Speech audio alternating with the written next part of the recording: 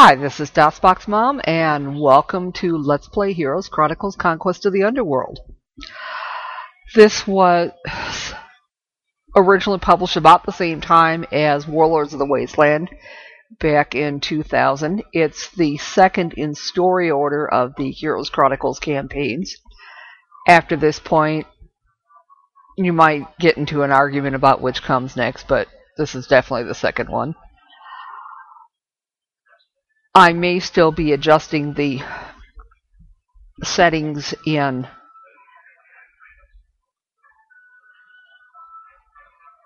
CamStudio and my display. Yeah, I switched back to CamStudio. I tried recording this with Bandicam and kept having this thing where my cursor would erase the screen, which is not good. So anyway, here's our main menu. Basically the same as from Warlords of the Wasteland. If you select New Game, yeah, you can have previews of the other three campaigns that were originally published as box sets in North America. If you select the tutorial, it'll teach you how to play if you haven't played Heroes Chronicles before, or at least Heroes of Might and Magic 3. If you'd like to see how the tutorial plays out, I would highly recommend looking at Great Emerald 1's Let's Play of this campaign, because he does do the tutorial. I would suggest, however, that you do not take the gold. You're going to get more than enough gold to complete the tutorial with. Go with the marksman instead. So we're just going to start the campaign here. The ancestors send Tarnum to help Queen Alysanne rescue the soul of her father from the depths of the underworld. But the demons and undead are the least of his worries when Tarnum faces his past crimes. This is the first scenario, Cerberus Gate. Tarnum must reach the Underworld Gate and defeat the devils below to secure passage into the Underworld. You must not lose Tarnum. All heroes will be limited to level 6, but Tarnum and 2 of his captains will transfer to the next scenario with all of their skills, spells, and experience. Okay, we can adjust the difficulty level however much we want. This is at the second easiest level. I'm going to take it down to the easiest because, as Lost in Blue has noted before, DOSBox Momza was. Yeah, we're the red guys. We have 2 AI opponents, blue and purple. Both of these artifacts, the Equestrian's Gloves and the Boots of Speed, will increase Tarnum's overland movement.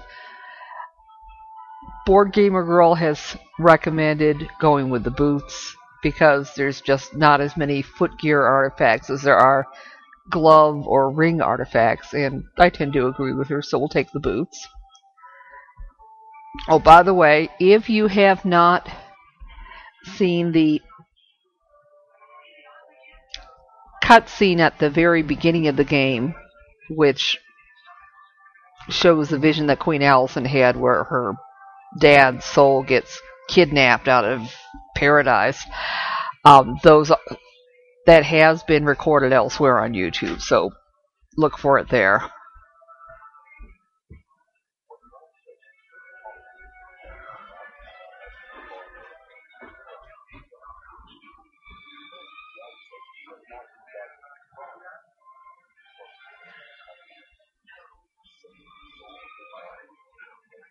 Yeah, there is a narrator voicing the text for the cutscene at the beginning of each scenario. Hopefully you can hear it, because that's what I've been fiddling so long, tweaking the sound settings for, but if necessary, I can read it myself too. Anyway, the ancestors have summoned me to the kingdom of Varathia to help young Queen Alysanne, who had a dream that her father's soul was stolen from paradise and taken down into the darkness of the underworld. I've seen the faces of her knights and realized that I am the only one brave enough to come to her aid against the forces of the underworld. But I've also come to realize that the ancestors have a truly twisted sense of humor. They want me to rescue the soul of the man who killed me. If it were not for Rian Griffinheart, I might still be alive today. If I had more time, perhaps I would have come to my senses and ended my tyranny. I realize now that I was wrong, and I must believe that if given enough time, I would have been able to correct the sins I committed while king of the barbarians, the same sins that made me unworthy of entering paradise. So, here's our starting situation. We have a castle here. There's Tarnum. This is Cuthbert. You're always going to start with him as a secondary hero. And there's a Archer's Tower. Bunch of resources. What I plan to do is hire whatever troops I can. Maybe a couple more secondary heroes inside the castle. Give everybody's troops to Tarnum. Then have Tarnum go around to the neutral stacks on the map and hopefully persuade some of them to join us, while the secondary heroes go glom onto any loose resources. Let's go into the castle. So this is what an Arathian castle looks like. In fact, we did see these occasionally in Warlords of the Wasteland. Here's our village hall. And I'm going to start by building a town hall. I like to build my gold producing capacity as quickly as possible. Here we have our choice of Sanya or Edric. I think I'm going to probably hire both of them. I'll take Sanya first because she's got a nice balanced mix of troops. And we can buy ballistas here at the blacksmith shop. Here's what our mage guild looks like in the Arathian castle. In fact, let's take a look. We got Cure, Protection from Fire, Magic Arrow, Dispel, Slow. The spells that you get at each level of a mage guild do tend to be a little bit random. So it's a good idea to visit the mage guild in each castle that you conquer, even if you already have a spell book, because it's a good way to pick up new spells. Tarnum does not have very many troops to start with, does he? Which is why we're giving him everybody else's troops.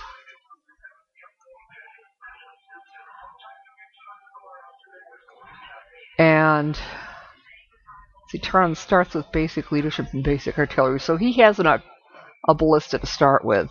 He is going to go need to buy a spell book. But in the meantime, we will have Sanya maybe go this way and start picking up resources. Ooh, Badge of Courage. We'll want to have her bring that back to Tarnum. Yeah, and that improves morale.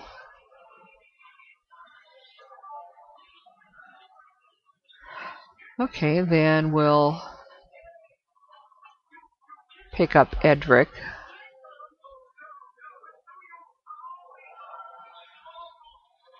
Adelaide, who's the third hero that shows up this week. She has a cute icon that's also Board Gamer Girl's avatar. Nice choice. Okay, and we'll have Edric give his troops to Tarnum. I should warn you that since I'm trying to record this with CamStudio instead of Bandicam, the episodes are probably going to be a little bit shorter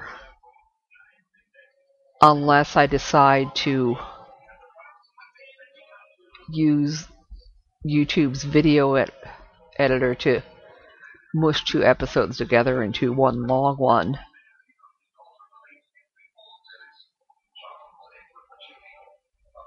Basically because CamStudio has a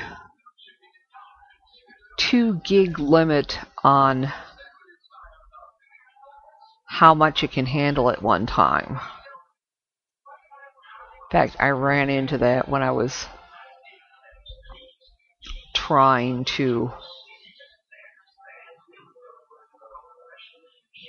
do recordings of Warlords of the Wasteland.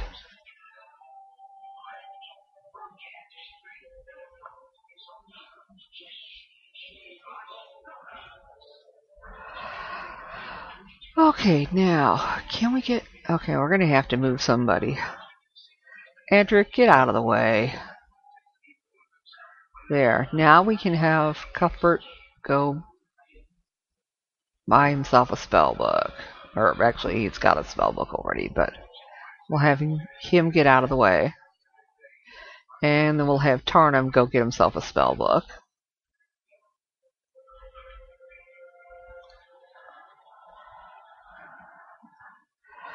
Okay, and we've got some pikemen either direction.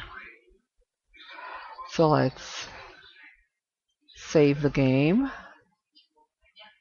Yeah, I used the tutorial for test recordings.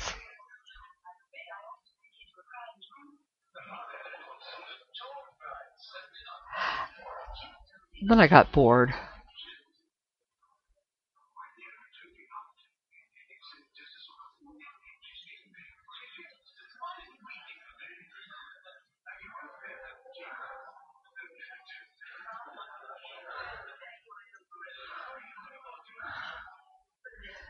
There we go.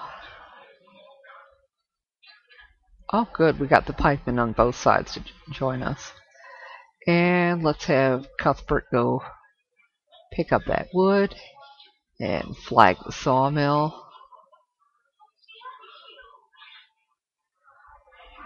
Okay. And that was our first turn. Rion Griffinheart's name is not new to me.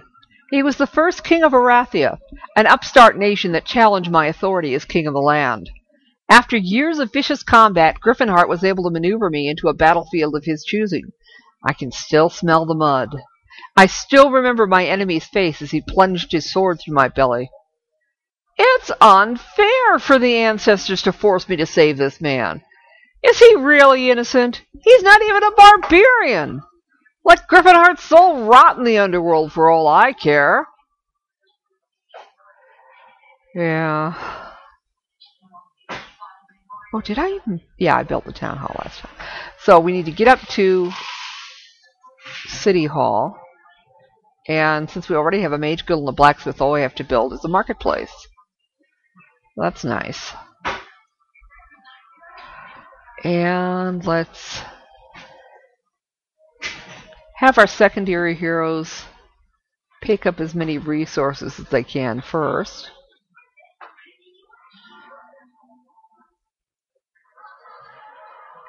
Which will give Tarnum an idea of where he might want to go. Now. Excellent, sir. We were just on our way to tell you we're interested in joining your cause. If you visit the barracks weekly, we'll be very glad to sign up with you, says the swordsman, pointing to the barracks just behind him. Okay.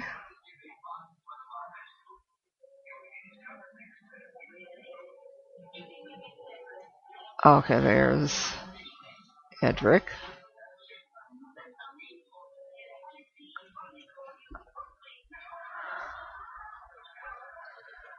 No? Okay, we'll go that way.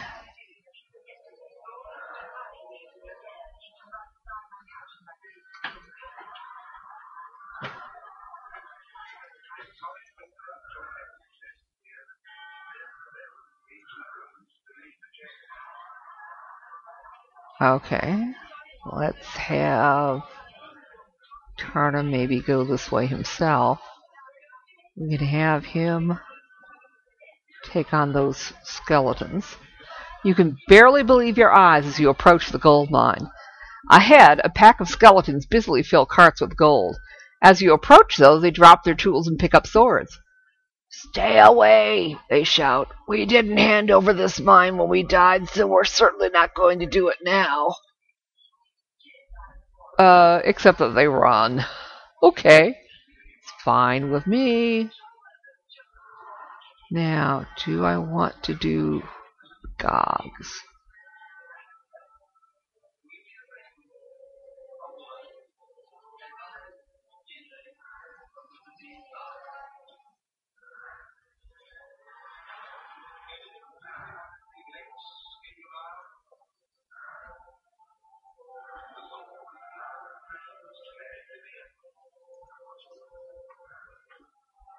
Yeah.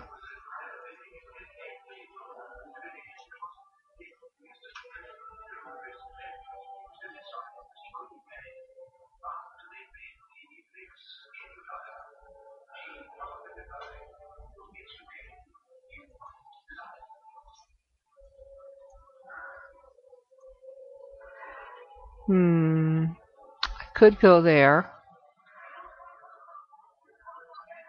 Could pick up troops in the barracks. Or I could go that way and pick up those troglodytes. I think I'm going to go this way, actually. Okay. Here at the border to the Underworld, the land is dangerous to travel. Not far to the north is an inferno town that's been harassing Arathian troops and citizens for decades. There's only one way to handle such a pest: build a good-sized army and attack them as quickly as possible. A defeated enemy can't hurt you. Okay. And so now we're already building a city hall.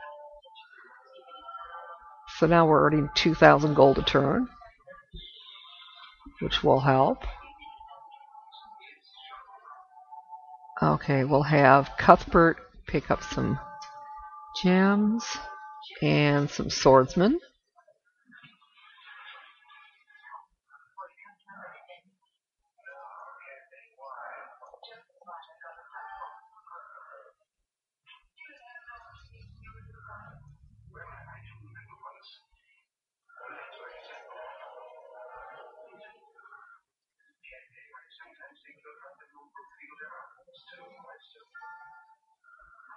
Okay, we're picking up some more resources and flagging that mine. Now, can Tarnum... Now, Sonia's going to have to get out of the way.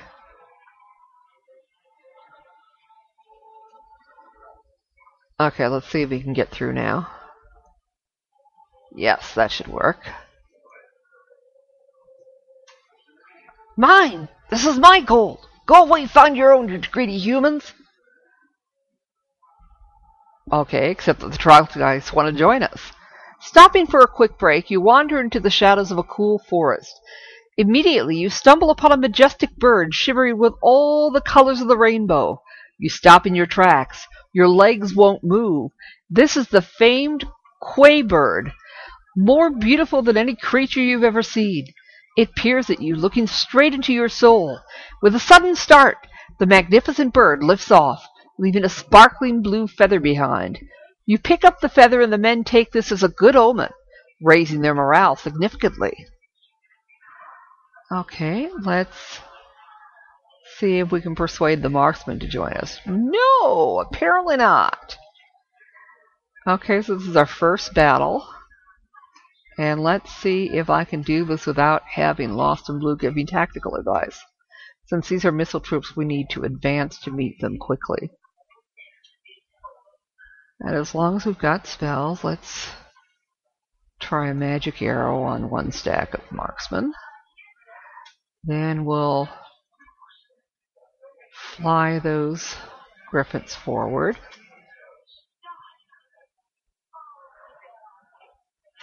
And we'll advance the pikemen. Ooh, bonus movement. Okay, and then we'll...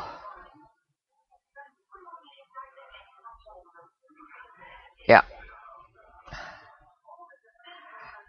And then we'll advance the troglodytes.